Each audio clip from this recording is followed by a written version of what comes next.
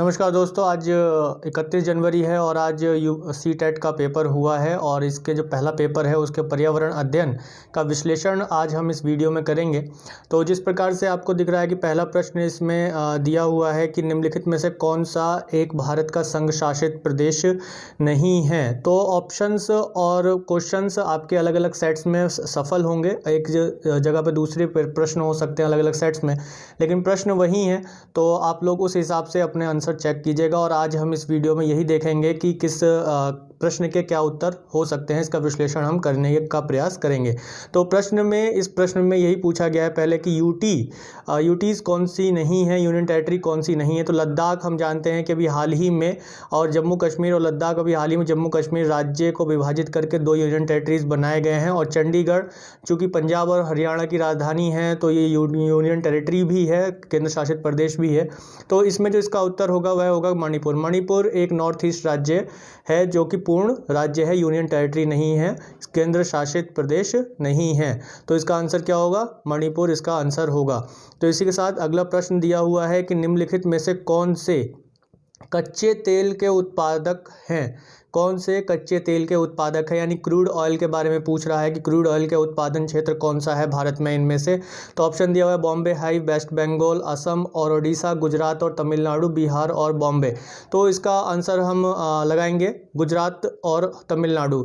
बहुत से कैंडिडेट्स ने बॉम्बे हाई को लगाया हुआ है, बॉम्बे हाई और पश्चिम बंगाल, ये गलत है। और बॉम्बे हाई को देखते हुए ही बहुत से लोगों ने इसका उत्तर भी यही दिया है जो कि गलत होगा, क्योंकि बॉम्बे हाई तो है ही, लेकिन उसके साथ जो पीयर बना हुआ है यानी कि पश्चिम बंगाल में नहीं होता है उत्पादन। इसी तरीके से बॉम्बे हाई को एक ऑप्शन में, फोर्थ ऑप्शन में भी दिया हुआ है कि बिहार और बॉम्बे हाई। तो बॉम्बे हाई तो है लेकिन बिहार में क्रूड ऑयल का उत्पादन नहीं होता है, असम में होता है लेकिन ओडिशा में नहीं होता है। तो यहाँ पे जो हमारा पीयर बनता है, एक आंसर बनता है, सुटेबल आंसर बनता है, वो गुजरात और तमिलनाडु का आंसर बनता है। तो 62 का जो आंसर होगा वो क्या होगा? गुजरात और तमिलनाडु, जो कि कच्चे तेल के उत्पादन क्षेत्र हैं। तो अगला प्रश्न संविधान से आया है और इस पे प्रश्न ये पूछा हुआ है कि हमारे देश का संविधान निम्नलिखित में से किसके नेतृत्व में बनाया गया है। तो ऑप्शंस इसमें सीधे से हैं और इसका उत्तर देने में मुझे लगता है कि किसी को भी कोई कठिनाई का सामना नहीं करना पड़ा होगा।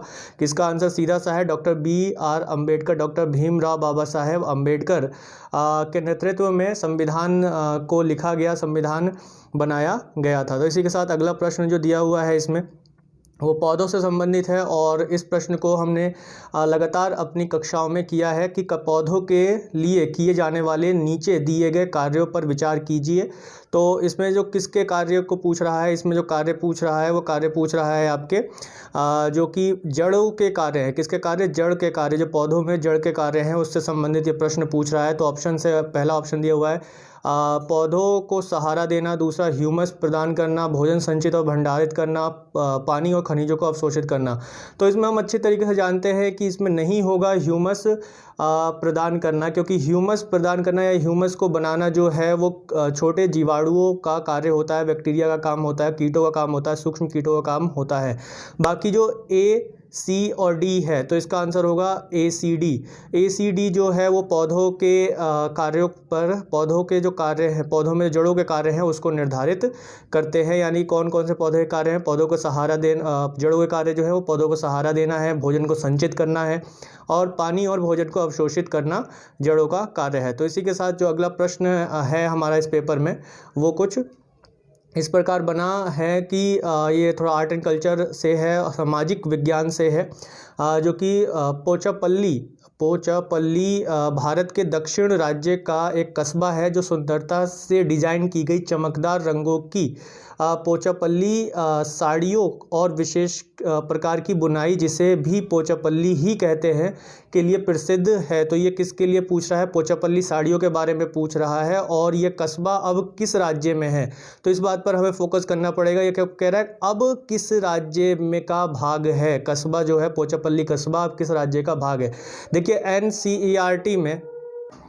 एनसीईआरटी में हम देखते हैं कि जो लिखा गया था पहले, जो एनसीईआरटी बनी थी, तो उसमें ये जो क्षेत्र था वो आंध्र प्रदेश में आता था, आंध्र प्रदेश का हिस्सा था। अब चूँकि हम जानते हैं कि आंध्र प्रदेश 2 जून 2014 को 2 राज्यों में विभाजित हो गया, जिससे बना एक तेलंगाना। तो अब ये जो कस्बा है वो कहाँ है? तेलंगाना राज्य में है। और ऑप्शंस कहीं भी आंध्र प्रदेश नहीं दिया हुआ है। अगर ये 2014 से पहले का प्रश्न होता तो इसमें आंध्र प्रदेश आराम से आंसर हो सकता था, लेकिन अब क्या होगा? तेलंगाना। अब ये कस्बा कहाँ है?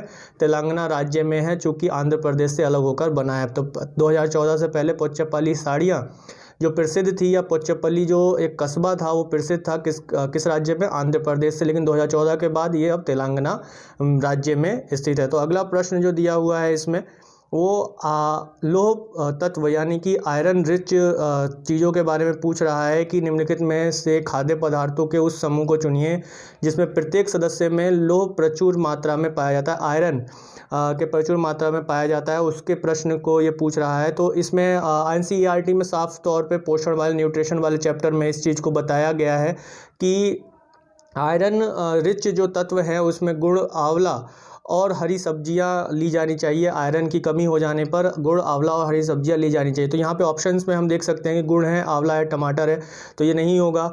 आंवला, पालक और गुड़ है, पालक यानी कि हरी पत्तेदार सब्जियां, तो ये है इसका आंसर होगा। इसके अलावा अन्य देख लेंगे तो उसमें भी आपको आराम से ऑप्शंस आंसर्स मिल जाएंगे, जैसे कि आंवला दिया हुआ है लेकिन इसमें अन्य कुछ नहीं है, तो ये गलत हो गया। अन्य जो तत्व होने चाहिए गुड़ और हरी पत्तेदार सब्जियां, यहाँ पे गोभी है, आंवला है, पालक है, लेकिन गुड़ नहीं है। तो इसका आंसर क्या होगा? दूसरा आंसर होगा आंवला, पालक और गुड़। तो इसी के साथ अगला प्रश्न दिया हुआ है आपका कि निम्नलिखित में से पक्षियों का वह समूह चुनिए जिसका प्रत्येक सदस्य हमारी तुलना में 4 गुनी अधिक दूरी की वस्तुओं को स्पष्ट देख सकने योग्य है। तो ये प्रश्न का उत्तर देने में कठिनाई बिल्कुल नहीं हुई होगी, और इसका उत्तर सीधा सीधा हमारे सामने हो जाता है, बाज, चील और गिद्ध। बाज, चील और गिद्ध यानी कि ईगल, काइट्स एंड वल्चर्स जो हैं वो अधिक 4 गुना अधिक दूरी की वस्तुओं को हमारे मुकाबले देख सकते हैं। इसके अलावा अन्य जो पक्षी दिए हुए हैं उनसे आप इन चीज़ों को आराम से अलग कर सकते हैं, एलिमिनेट कर सकते हैं, और ऑप्शंस को इसका आंसर आराम से लगा सकते हैं, बाज, चील और गिद्ध। तो इसी के साथ जो अगला प्रश्न दिया हुआ है आपके पेपर में वो कुछ इस प्रकार से दिया हुआ है कि नीचे दिए गए एक राज्य के ग्रामीण लोग अपने छत डाल। तो यहाँ पे आवास को लेकर क्वेश्चन है, आवास वाला चैप्टर दिया हुआ है एनसीईआरटी में 1 to 5 में, उससे चैप्टर है, और इसमें बांस के खंभों को धरती से 3 से 3.5 मीटर। तो मैंने आपको कक्षाओं में लगातार इस चीज़ को बताया हुआ है कि जो बांस के खंभों पर निर्मित हो रहे हैं, तो बांस के खंभों पर निर्मित होने के कारण आसानी से वो किस राज्य में हो रहे हैं? वो असम में हो रहे हैं। तो असम में आराम से इसका प्रश्न का उत्तर लगाया जा सकता है, लगा सकते हैं हम इसका आंसर बड़े आसानी से, कि बांस के खंभों पर धरती से ऊंचे ढालूदार लकड़ी के मकान बनाए जाते हैं, क्योंकि बांस असम वाले क्षेत्रों में ब्रह्मपुत्र नदी प्रवाहित होती है और वहाँ पे बाढ़ बड़े पैमाने पर आती है, जिसके कारण बाढ़ों से बचने के लिए, अपने घरों को बचाने के लिए लोग मजबूत बांस के खंभों पर अपने घरों का निर्माण ज़मीन से काफ़ी ऊंचाई पर करते हैं। तो इसी के साथ अगला प्रश्न मानचित्र से दिया हुआ है, और मानचित्र को लेकर मैं लगातार आप लोगों से कक्षाओं में कहता रहा हूँ, और इसमें जो प्रश्न है कि भारत के मानचित्र में दिल्ली की स्थिति के सापेक्ष गांधीनगर और पटना की दिशाएं क्रमशः क्या हैं? तो हम जानते हैं कि अगर भारत का मानचित्र ये कुछ है, तो यहाँ दिल्ली है, यहाँ केंद्र में यहाँ दिल्ली है, और उत्तर में, और इस गांधीनगर किसकी राजधानी है? गुजरात की राजधानी है, तो गांधीनगर यहाँ होगा। और इसी के साथ अगर देखें तो जो पटना है वो बिहार की राजधानी है, और वो यहाँ पर होगा। तो ये जो क्षेत्र बन जाता है, अगर इस क्षेत्र से ऐसे लें तो ये आपका बन जाता है दक्षिण पश्चिम वाला क्षेत्र बन जाता है, साउथ वेस्ट का, और ये जो बन जाता है साउथ ईस्ट वाला क्षेत्र बन जाता है। तो दक्षिण पश्चिम और दक्षिण पूर्व, तो इसका आंसर होगा दूसरा ऑप्शन, इसका सही आंसर होगा दक्षिण पश्चिम और दक्षिण पूर्व, इसका सही उत्तर होगा। गांधीनगर दिल्ली से दक्षिण पश्चिम में है, और पटना जो कि बिहार की राजधानी है वो दक्षिण पूर्व में स्थित है। तो अगला प्रश्न कुछ इसी प्रकार क्या दिया हुआ है कि मटर के पौधों के साथ प्रयोग, इसमें कोई सोचने वाला प्रश्न नहीं है ज़्यादा। मटर के पौधों के साथ जो आनुवांशिक प्रयोग किए गए वो उनके लिए एक ही व्यक्ति को जाना जाता है, ग्रोगर जोहन मेंडल को जाना जाता है, मेंडल को जाना जाता है। तो इसका आंसर सही क्या होगा? Grover Johan Mendel. तो इसी के साथ अगले प्रश्न पर अगर एक दृष्टि डालें तो अगला प्रश्न NCF 2005 से आया है और इसको मैंने आप लोगों को कक्षा में अच्छे से पढ़ाया था, अच्छे से बताया था कि NCF 2005 में कितने पाठ्यक्रम सुझाए गए हैं। 6 पाठ्यक्रम सुझाए गए, 6 विषयों को बताया गया है और उन 6 विषयों में ये पूछ रहा है उनमें से कौन सा एक है। इसमें पदार्थ नहीं है, प्राकृतिक संसाधन भी नहीं है। NCF 2005 के पाठ्यक्रम में EVS के जो 1 से 5 में बताया गया है। चीज़ें जो हम बनाते हैं और करते हैं, यह इसका सही उत्तर होगा। चीज़ें जो हम बनाते हैं और करते हैं, ये इसका बिल्कुल सही उत्तर होगा। हालांकि कन्फ्यूजन बहुत से लोगों को 3 और 4 में हुआ, चीज़ें कैसे काम करती हैं, लेकिन इसका आंसर क्या होगा? 3 इसका बिल्कुल सही और सटीक आंसर होगा। तो इसी के साथ अगला प्रश्न पेडोलॉजी के आधार पर दिया हुआ पेडोलॉजिकल क्वेश्चन है कि उपाख्यान अभिलेख यानी कि एक्सकेकोडल रिकॉर्ड में क्या नहीं दर्ज करना चाहिए, क्या नहीं दर्ज करना चाहिए। तो ऑप्शन दिए हुए मुख्य रूप से समस्याग्रस्त स्थितियों की पहचान करना, निर्णय वाले कथनों को लिखना, मजबूतियों और कमजोरियों की पहचान करना, बच्चों की रुचियों और संबंधों आदि की पहचान करना। तो इसमें जो एस्केलेटर रिकॉर्ड है उसमें C और D को नहीं लिखना चाहिए, तो इसका आंसर होगा दूसरा C और D। जिन लोगों ने अभी C और D लगाया है वो बिल्कुल सही है। अगला प्रश्न कुछ इस प्रकार से इस पेपर में दिया हुआ है कि आप एक एकीकृत EVS कक्षा के लिए कैसे योजना बनाएंगे। यानी कि इंटीग्रेटेड EVS क्लासरूम की बात हो रही है और इसको भी मैंने बहुत अच्छे से आप लोगों को कक्षा में पढ़ाया था, जो कि नीलांचल क्लासेस पर चलती हैं। उस कक्षा में मैंने आप लोगों को इसमें स्पष्ट रूप से पढ़ाया था EVS को लेकर कि इंटीग्रेटेड EVS क्लासेस को लेकर इसमें जो प्रश्न है वो कुछ इस तरीके से बना हुआ है कि क्या योजना आप बनाएंगे, कैसी योजना बनाएंगे एक इंटीग्रेटेड पाठ्यक्रम को बनाएंगे, किसके लिए? एनवायरनमेंट के लिए, EVS के लिए।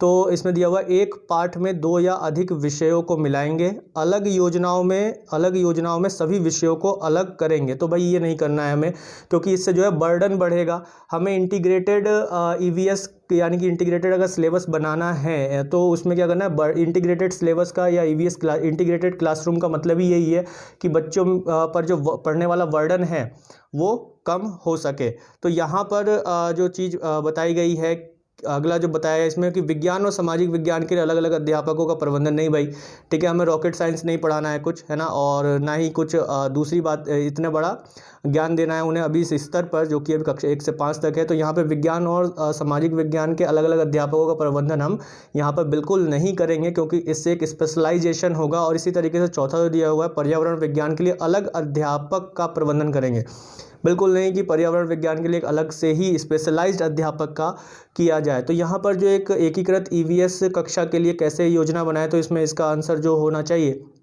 वो पहला होगा कि एक पाठ में 2 या अधिक विषय क्षेत्रों को मिलाएंगे। जैसे कि मैंने आप लोगों को स्पष्ट रूप से कक्षा में समझाया था कि SST यानी कि सामाजिक विज्ञान प्लस साइंस के विषयों को इसमें एक साथ ही बताया गया है। और यदि आप चैप्टर देखेंगे NCF 2005 में दिए गए 6 तथ्य हैं, 6 विषय हैं, उसमें आप यदि देखेंगे तो उसमें आपको यही चीज़ें स्पष्ट रूप से दिखाई देती हैं। तो इसका आंसर क्या होगा? पहला आंसर होगा कि एक पाठ में 2 या अधिक विषयों को मिलाएंगे, जैसे कि SST है और साइंस को मिलाया गया है। तो इसी के साथ जो अगला प्रश्न है इसमें जो दिया हुआ है आपका, वो भी पेडोलॉजी को लेकर है कि पुनित नाम के एक अध्यापक हैं और उन्होंने कक्षा 5 के शिक्षार्थियों को, जो बच्चे हैं, उनको मानव शरीर की एक रूपरेखा दी है और उन्हें भोजन विषय पढ़ाने से पहले पाचन तंत्र को बनाने को कहा है। तो पुनित क्या चाहते हैं इस चीज़ को लेकर? तो ऑप्शंस दिया हुआ है परीक्षण करना कि शिक्षार्थी नामांकित आरेख बना सकता है। अगला दिया हुआ है इसमें कि पाचन से संबंधित शिक्षार्थियों के विचारों को प्राप्त करना, अच्छे ड्राइंग कौशलों वाले शिक्षार्थियों की पहचान करना, पाचन की प्रक्रिया पर शिक्षार्थियों का मूल्यांकन करना। तो सबसे पहला तो इसमें एलिमिनेशन हमारा हो जाता है कि ड्राइंग नहीं करवाना, ड्राइंग के कौशल के बारे में शिक्षार्थियों की पहचान नहीं करना है। अगर ड्राइंग के बारे में करना होता तो प्रश्न में इतने बड़े पैमाने पर पाचन तंत्र को बनाने और उसकी रूपरेखा शरीर की रूपरेखा तैयार करने पर जोर नहीं दिया गया होता। तो यहाँ पर सीधा सा हम इस चीज़ को देख सकते हैं कि परीक्षण करना है कि शिक्षार्थी जो है नामांकित आरेख कैसे बना सकता है, यानी कि शिक्षार्थी ने जो अभी तक उसे चीज़ें समझाई गई हैं, बताई गई हैं, जो बच्चा है उसको जो चीज़ें समझाई गई बताई गई हैं वो उसको किस प्रकार से आरेख बना सकता है और वो किस तरीके से उसे एक पेज पर, एक कागज़ पर उतार सकता है। तो इसका आंसर पहला होगा। तो इसी के साथ अगला प्रश्न हम लेते हैं कि रचनात्मक आकलन को लेकर इसमें प्रश्न है, फॉर्मेटिव असेसमेंट को लेकर प्रश्न बना हुआ है फॉर्मेटिव असेसमेंट को। तो इसमें क्या पूछा है, क्या रचनात्मक आकलन के संबंध में नहीं है, क्या रचनात्मक आकलन के संबंध में नहीं है, ये पूरा प्रश्न इसमें पूछा गया है। तो इसमें जो ऑप्शंस दिए हुए हैं, रिपोर्ट कार्ड के प्रत्येक तिमाही में इसकी सूचना दी जानी चाहिए। तो रिपोर्ट कार्ड में रचनात्मक आकलन के बारे में हर तिमाही में सूचना नहीं दी जा सकती, ये सब्जेक्टिव असेसमेंट में हमें आ जाता है। रिपोर्ट कार्ड में प्रत्येक तिमाही पे जो भी हम सूचना देते हैं, जो उनका रिजल्ट रिपोर्ट्स है, उसमें हम सब्जेक्टिव असेसमेंट को लेते हैं, रचनात्मक नहीं। बाकी इसमें और जो दिया हुआ है कि अधिगम को सुदृढ़ करने के लिए यह अध्यापक को समय पर कार्यवाही करने में मदद करता है। ठीक है, रचनात्मक आकलन में क्या होगा कि हम बच्चों की उनकी रचनाओं से संबंधित चीज़ों को जानने का प्रयास करते हैं कि वो किस तरीके से चीज़ों को समझ रहे हैं और उस पर कार्य कर रहे हैं। तो ये इसका उत्तर नहीं होगा, ये रचनात्मक आकलन के अंतर्गत ही आता है। इसको छात्रों की प्रगति की निगरानी करनी है, ये भी रचनात्मक आकलन के अंतर्गत ही आता है। और बच्चे के सीखने की कोई भी जानकारी रचनात्मक आकलन में मदद कर सकती है, ये बिल्कुल सही है कि बच्चे के सीखने की कोई भी जानकारी अगर मिल रही है तो रचनात्मक आकलन में वो मदद करती है। इसके अलावा जो इसमें जो आंसर होगा वो स्पष्ट है कि रिपोर्ट कार्ड के प्रत्येक तिमाही में इसकी सूचना दिया जाता है। तो रचनात्मक आकलन का ये विषय नहीं है कि रिपोर्ट कार्ड के प्रत्येक तिमाही में इसकी सूचना दी जानी चाहिए। तो इसी के साथ जो अगला प्रश्न है वही पेडोलॉजी को लेकर प्रश्न बना हुआ है आपका। तो ये प्रश्न कुछ इस प्रकार है कि स्मिता ने अपने शिक्षार्थियों को, एक अध्यापिका हैं स्मिता, उन्होंने अपने शिक्षार्थियों को कार्य से संबंधित लैंगिक विषमता और रूढ़िवादी छवियों के प्रति संवेदनशील करना चाहती हैं। तो यहाँ पर इस लाइन पर हमें स्पष्ट गौर देना होगा कि स्मिता शिक्षार्थियों को, जो उनके स्टूडेंट्स हैं, उनमें लैंगिक विषमता यानी कि जेंडर बेस पर जो विषमता है, डिस्पैरिटी है, और जो एक रूढ़िवादिता छवि है कार्यों को लेकर, काम को लेकर, उनके प्रति वो संवेदनशील करना चाहती हैं, यानी कि उन्हें सेंसिटिव बनाना चाहती हैं, जो सेंसिटाइज करना चाहती हैं। तो स्मिता जो है निम्नलिखित में से अपनी कक्षा में क्या करना चाहिए उन्हें। तो रूढ़िवादी मॉडलों को छात्रों को प्रस्तुत करें। मॉडलों को समझने योग्य क्षमता इतनी नहीं होती है अभी इस स्तर पर बच्चों में। और दूसरा जो बोला हुआ है इसका गलत होगा, पहला गलत हो जाएगा। तो निम्नलिखित विभिन्न प्रकार के कार्यों के फ्लैश कार्ड दिखाएं। तो इससे कुछ खासा प्रभाव नहीं पड़ेगा बच्चों में, किसी तरीके की संवेदनशीलता को अभी इससे प्रभावशीलता नहीं मिलेगी। केवल लड़कों से प्रतिदिन कक्षा को साफ करने को कहें, तो ये चीज़ भी नहीं होगी, क्योंकि ये एक जेंडर की तरफ या एक लैंगिक विषमता को भी एक तरीके से रूढ़िवादिता छवि को प्रभावित नहीं करेगा, बल्कि लैंगिक विषमता को। तो यहाँ पर रूढ़िवादिता छवि को ही प्रभावित करना है। तो इसका आंसर चौथा होगा कि एक छात्र की मां को कक्षा में आमंत्रित करें जो ऑटो चालक हैं। यानी कि जो ऑटो चालक हैं, यानी कि मेनली हम अपने समाज में, भारतीय समाज में क्या देखते हैं कि जो ऑटो चलाने वाले लोग होते हैं, ऑटो चालक हैं, वो मुख्य रूप से कौन होते हैं, पुरुष होते हैं। तो यहाँ पर जो एक छात्र की माता हैं वो ऑटो चालक हैं, तो उनको आमंत्रित किया जाए इसमें। तो इससे क्या होगा कि जो कार्य के संबंध में जो एक लैंगिक विषमता है या रूढ़िवादिता है कि इस कार्य को केवल पुरुष ही कर सकते हैं, ये कार्य महिलाओं के लिए नहीं है, उसके प्रति संवेदनशीलता बच्चों में जागृत होगी। तो इसी के साथ जो अगला प्रश्न है हमारा इस आपके पेपर में जो आया है वो भी आपका ये पेडोलॉजी से ही संबंध रखता है कि कक्षा 5 के समयन आमतौर पर दिया हुआ कक्षा का कार्य नहीं करते हैं। इस मुद्दे को हल करने का सबसे अच्छा उपाय हो सकता है, यानी कि जो कक्षा 5 के बच्चे हैं वो अपना काम जो है समय पर नहीं करते हैं, या क्या कारण है, उस मुद्दे को आप हल कैसे करेंगे, उसको हल करने का अच्छा उपाय क्या होगा। तो ऑप्शन ए दिया हुआ है कि उसकी कठिनाई का पता लगाने और उसके अनुसार कक्षा कार्य को समायोजित करने के लिए उससे बात करें। दूसरा दिया हुआ है कि किसी दूसरे बच्चे को उसकी कक्षा के कार्य को पूरा करने में मदद करें। जो कि गलत होगा कि किसी दूसरे बच्चे को हम उसकी कक्षा के कार्य को पूरा करने में के लिए नहीं कहेंगे, नहीं तो उस बच्चे को क्या सीखेगा वो या उसको क्या प्राप्त होगा, ये गलत होगा।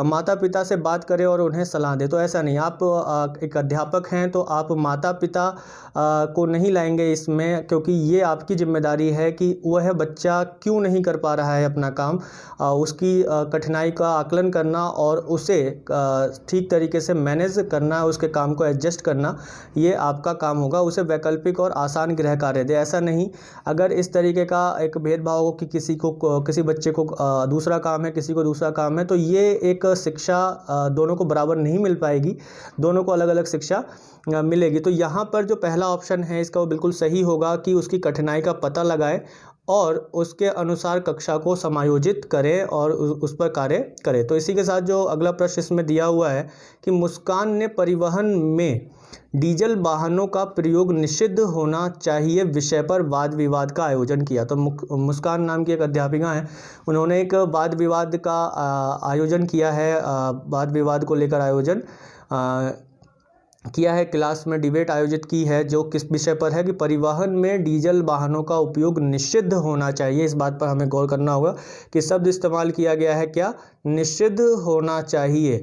तो निषिद्ध होना चाहिए यानी कि बिल्कुल पूरी तरीके से बंद होना चाहिए। तो ऑप्शंस दिए हुए हैं कि वह पूरी तरह से परिवहन में डीजल वाहन, तो यहाँ पे पहला ये बिल्कुल सही हो जाएगा इसमें, क्योंकि यहाँ स्पष्ट रूप से जो उसमें उसका जो विषय है उस पर लिखा हुआ कि निषिद्ध होना चाहिए, मतलब कि वह पूरी तरह से परिवहन में डीजल वाहनों पर प्रतिबंध लगाने की आवश्यकता पर छात्रों को संवेदनशील बनाना चाहती हैं। यानी कि पूरी तरह से प्रतिबंध लगाने के लिए जो डीजल वाहन है उस पर प्रतिबंध लगाने के लिए संवेदनशील बनाना चाहती है बच्चों को। तो इसमें पहला ही आंसर इसका होगा। इसके अलावा जो दूसरे हैं कि छात्रों के विचारों को जानने और उन्हें सही करने में मदद करेगा, आधुनिक वाहनों के उपयोग के लाभों पर छात्रों को संवेदनशील बनाना, तो इसका पहला ही बिल्कुल सही उत्तर होगा। तो अगला प्रश्न आता है हमारा कि ईवीएस में मानचित्रण कौशल, ठीक है, ये भी प्रश्न क्लास से ही बने हुए हैं, अधिकांश बहुत सारे प्रश्न इसमें आपके कक्षाओं से ही बने हुए हैं, हमारी कक्षाओं से ही बने हुए हैं।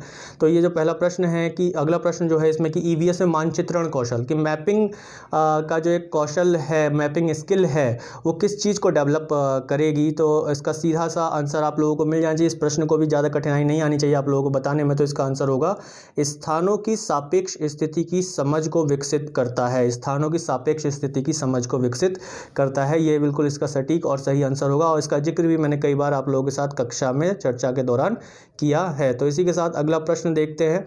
तो अगला प्रश्न, एक और प्रश्न आ जाता है इंटीग्रेटेड ईवीएस से। दो प्रश्न आए हैं इस बार ईवीएस के इंटीग्रेटेड चैप्टर से कि जो the integrated nature of EVS help to, यानी कि ईवीएस की एकीकृत प्रकृति सहायक होती है, यानी कि जब हम विषयों को एक जगह कर देते हैं तो वो किस बारे में हमारे लिए सहायक हो सकती है। तो ऑप्शन दिए हुए पाठ्य चर्चा के भार को कम करने और विशिष्ट प्रकरणों को पेश करने में। चलिए पाठ्य चर्चा के भार को कम करने, ये सही है। दूसरा दिया हुआ है कि पाठ्य चर्चा के भार को कम करने और शिक्षार्थियों को सार्थक पूर्वक सिखाने। तो इसमें ये इन दोनों में से कोई एक होना चाहिए और बाकी जो दो हैं वो नहीं होंगे। तो इन दोनों में से जो एक होगा वो दूसरा मेरे हिसाब से होना चाहिए, क्योंकि शिक्षार्थियों को सार्थकता पूर्वक सिखाने की बात इसमें हो रही है, विशिष्ट उपकरणों को पेश करने में नहीं होना चाहिए, क्योंकि एकीकृत प्रकृति की जो ईवीएस की धारणा है वो मुख्य रूप से सहायक है। वो हम क्यों लेकर आ रहे हैं, वो लेकर ही इस वजह से आ रहे हैं क्योंकि शिक्षार्थियों को आसानी से सीखने में मदद मिले और पाठ्यचर्या जो है, जो सिलेबस है उसके भार को भी कम किया जा सके। तो इसी के साथ चलते हैं अगला प्रश्न जो इसमें दिया हुआ है। वो अगला प्रश्न आपका कुछ ऐसा ही है कि निम्नलिखित में से क्या ईवीएस में आकलन का एक व्यापक संकेतक नहीं है, यानी कि असेसमेंट की बात हो रही है। तो देखिए माइंड असेसमेंट है, कौन सा, अवधारणा, मानचित्रण, जबकि जो ये तीनों हैं व्यापक असेसमेंट, सहयोग यानी कॉपरेशन, जस्टिस और इक्विलिटी, ये तीनों जो हैं ईवीएस आकलन के व्यापक संकेतक है।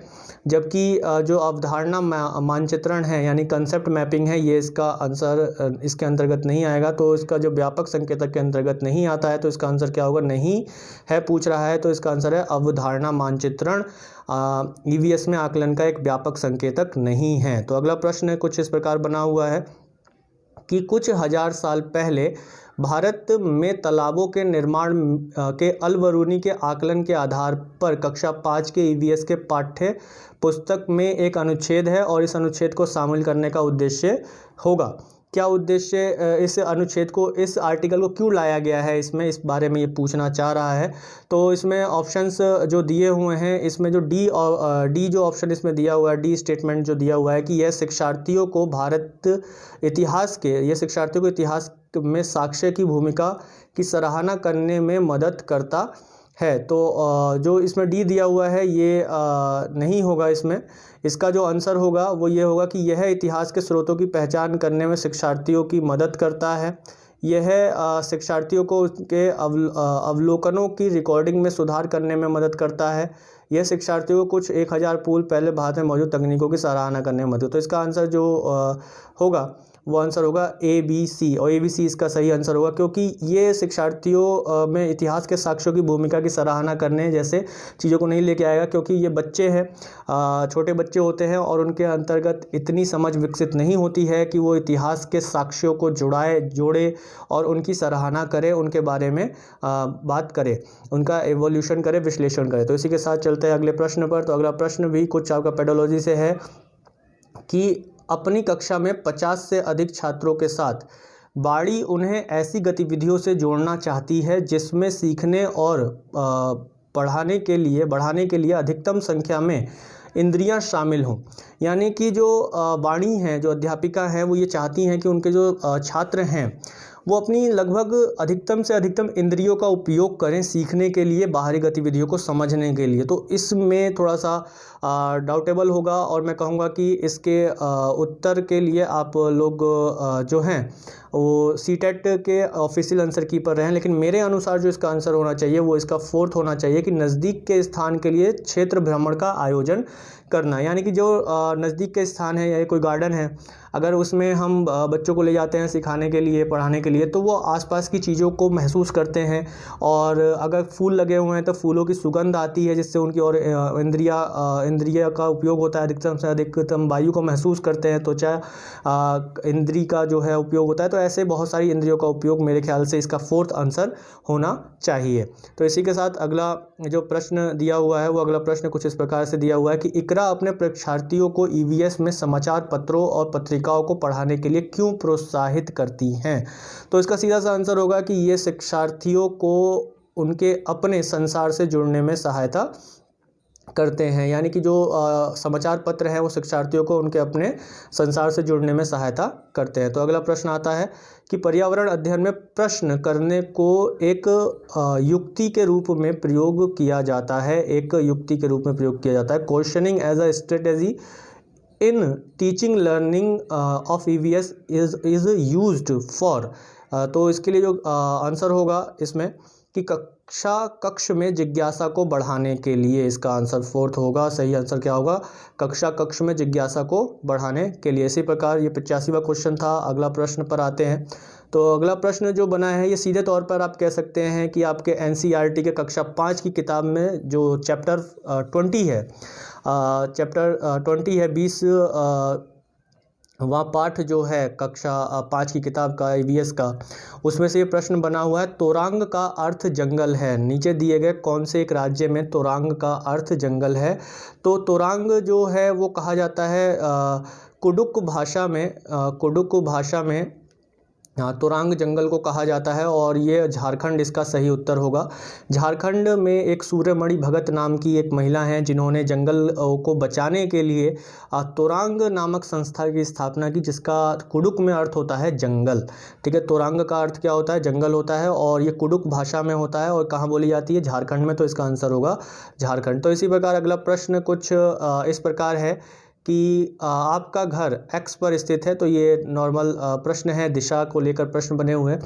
X पर आपका घर X पर स्थित है तथा आपका विद्यालय Y पर स्थित है और रास्ता जो है भाई काफ़ी टेढ़ा मेढ़ा है और अलग अलग जगहों से मुड़ मुड़ा के जाना पड़ता है। तो इसमें राजमार्ग से व्यस्त राजमार्ग होने के कारण जो है आप सीधे नहीं जा सकते हैं। तो पहले आप ठीक दक्षिण में, यानी कि X पर है तो दक्षिण में ठीक 125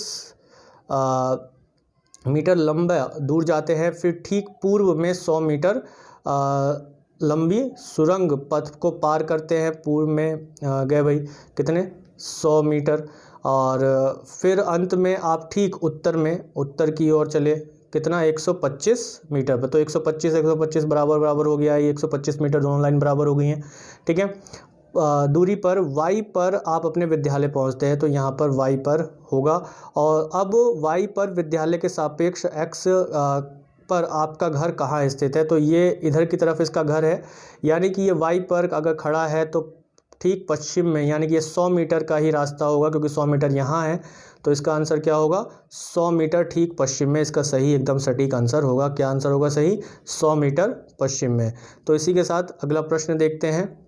तो अगला प्रश्न जो दिया हुआ है ये भी टाइम से दिया हुआ है, टाइम समय और दूरी का प्रश्न है कि कोई लड़का नागरकोइल में मझगांव जाने के लिए 4 जून 2020 को किसी रेलगाड़ी में सवार हुआ, यानी कि कितने बजे सवार होता है वो रात के 10:30 बजे सवार होता है, यानी कि ये जो समय दिया हुआ है 22:30 10:30 बजे रात का समय है, और वो 6 जून को सुबह 4:30 बजे मझगांव में उतरता है, यानी कि 4 बजे रात को 10:30 बजे वो चढ़ता है। तो इसी प्रकार अगर 5 जून की रात के 10:30 बजे तक उसके हो जाते हैं टोटल 24 घंटे, और सुबह 4:30 बजे 6 जून तक हो जाते हैं प्लस 6 घंटे और इसमें ऐड कर दीजिए, तो लगभग 30 घंटे हो जाते हैं इसका समय। और जो समय अंतराल के बाद रेलगाड़ी जो दूरी तय करती है वो 1145 किलोमीटर तय करती है। तो 1145/30 कर दिया जाए तो इसका आंसर जो निकल के आता है वो लगभग 38.5 किलोमीटर पर आवर निकल कर आ जाता है। तो इसी के साथ चलते हैं अगला प्रश्न जो दिया हुआ है। अगला प्रश्न है कि ये NCERT से ही उठा हुआ प्रश्न है कि कौन सा कथन मधुमक्खियों के छत्तों के विषय में सही नहीं है।